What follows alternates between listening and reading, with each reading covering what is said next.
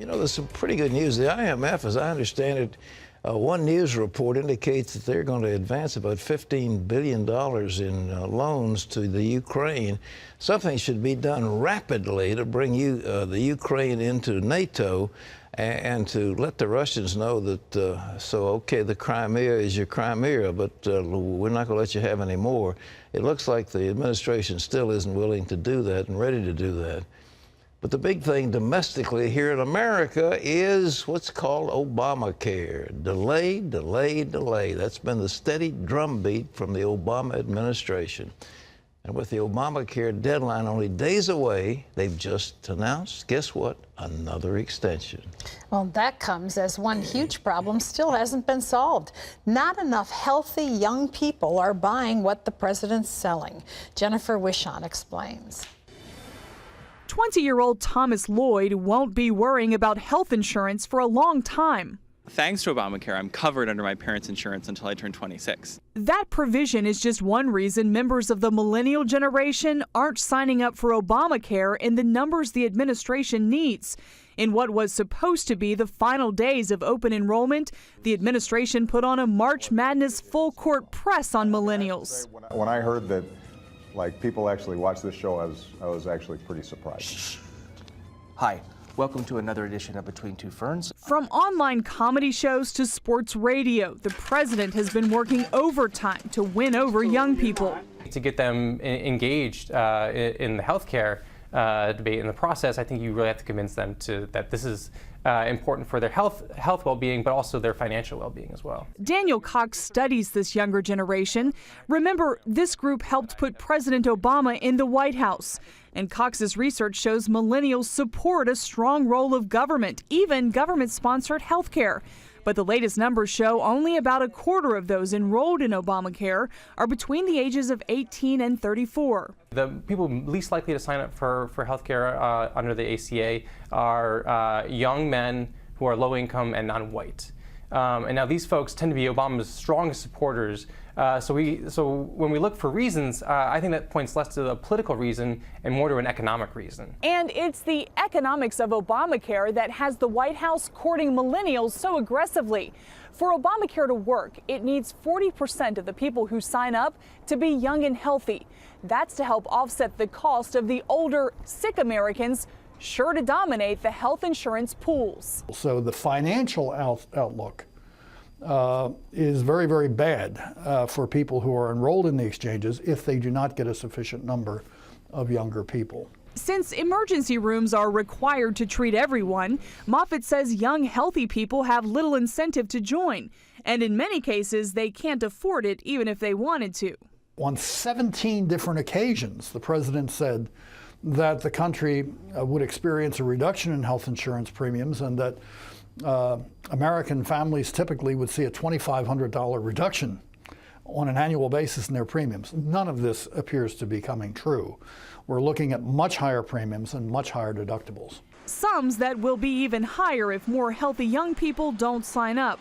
The White House hopes extending the enrollment deadline will make up for lost time.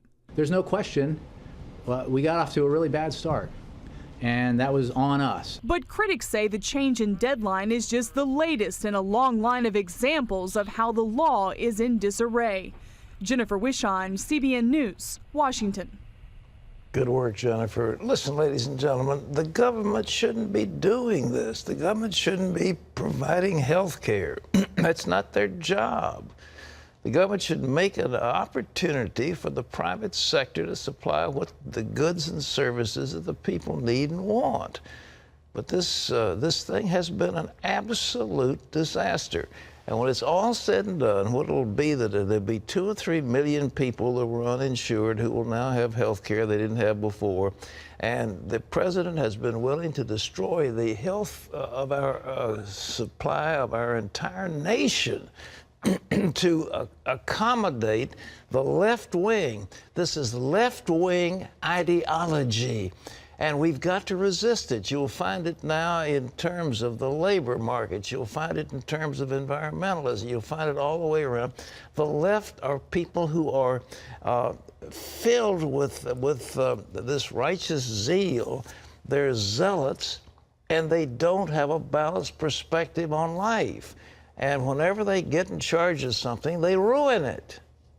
Well, guess who else is jumping on the delay bandwagon?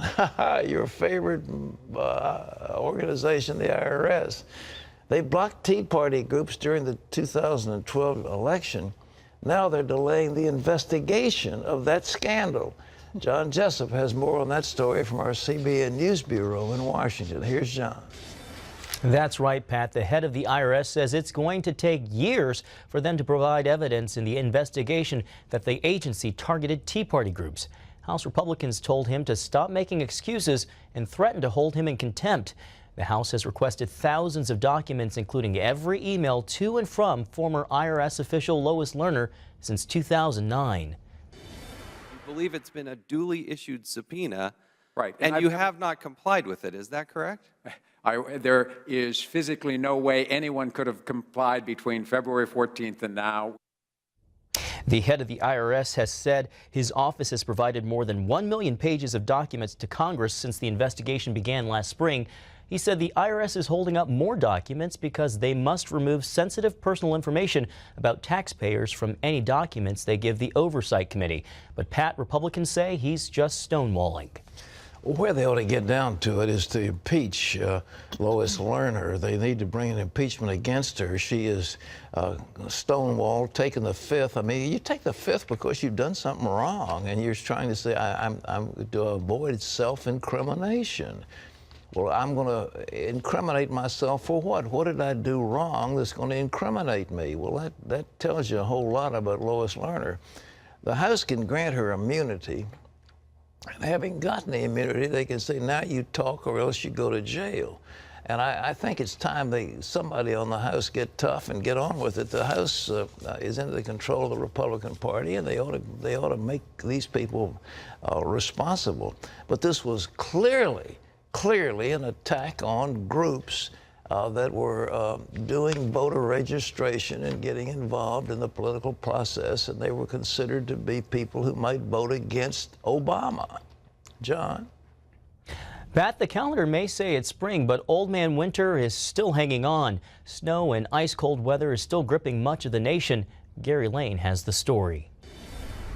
The early spring storm dumped up to 10 inches of snow in parts of New England. Along with the snow came blizzard-like conditions. Wind gusts reached up to 80 miles per hour. The winds were so intense they collapsed this 200-year-old home in Chatham, Massachusetts, killing one person inside. In Boston's Back Bay neighborhood, 2 firefighters died when high winds sent a firewall rushing through this 4-story brownstone. The deputy fire chief said he had never seen a fire escalate so quickly. Citizens were saved. And that's what we do. We sacrifice our life for the citizens of the city of Boston. In West Virginia, whiteout conditions Wednesday morning along I-81 caused this multi-car pileup. 2 people were killed in the accident, which involved 7 tractor-trailers and 56 other vehicles. And just when you thought there was enough trouble in Washington, once again, the nation's capital was hammered with snow. People there are growing tired of the winter weather. And this year, the cherry blossoms may be delayed. Tourists visit D.C. in late March and early April to witness the city's magnificent cherry blossoms around the Jefferson Memorial.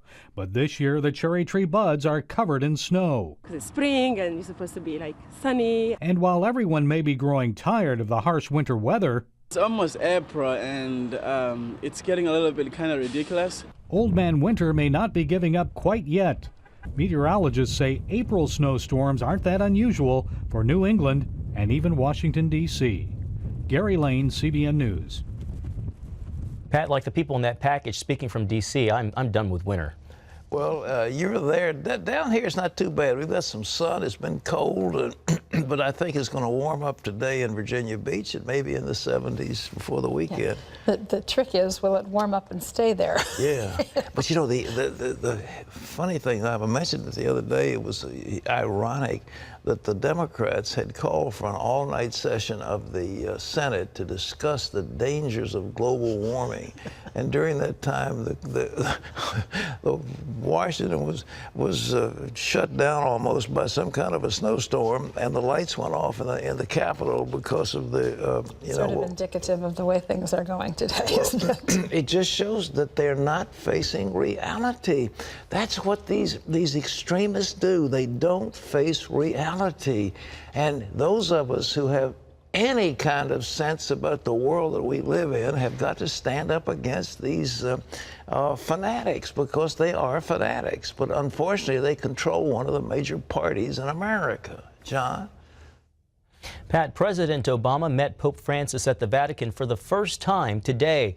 The two share a concern for poverty and inequality around the world. The hour-long meeting was friendly, but beforehand, Vatican officials said the Pope would voice his opposition to the forced contraception coverage in Obamacare. The visit also came after some harsh words from the Vatican's Chief Justice. Cardinal Raymond Burke told a Polish magazine Mr. Obama's policies have become progressively hostile toward Christians, saying the president wants to restrict freedom of religion to inside church doors. He also said the president seems to be a totally secularized man who aggressively promotes anti-life and anti-family policies. Well, Russian aggression appears to be increasing even in the face of international pressure. Its military is still building up forces on Ukraine's border, including Russian special forces. U.S. and European security agencies estimate Russia has deployed more than 30,000 troops. And Reuters reports many are wearing undercover uniforms like Russian forces wore during the takeover of Crimea.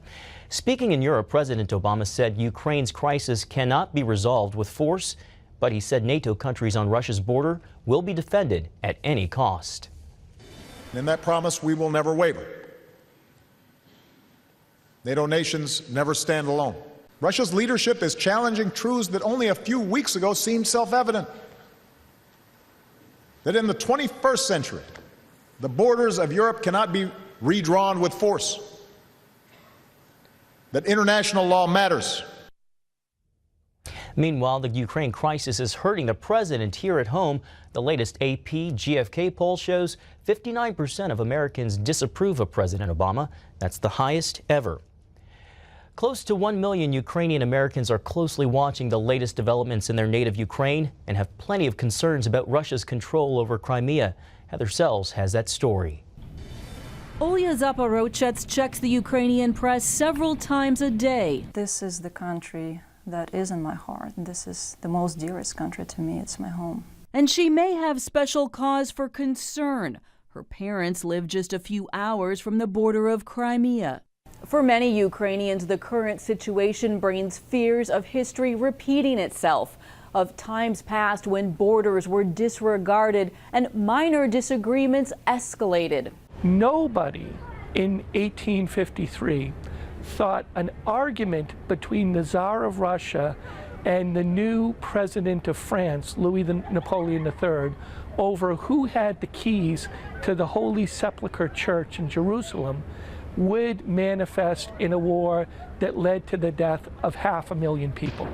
Even so, says Zaporochets, Russia's invasion of Crimea caught many off guard. None of us, I guess, could truly believe that Russia would attack us because we've always been thinking of us as brother nations and people who fought World War together, who developed our countries together, rebuilt our countries, remarried. There are so many connections. Like many Ukrainians, Zaporochets wonders what is next. And like many in the West, she believes Putin will not stop with Crimea. He wants to fight. He wants the entire Ukraine territory. He wants it being subdued to Russia. Dmitry Litovsky protested against the Soviet Union in the 1990s before he moved to the U.S.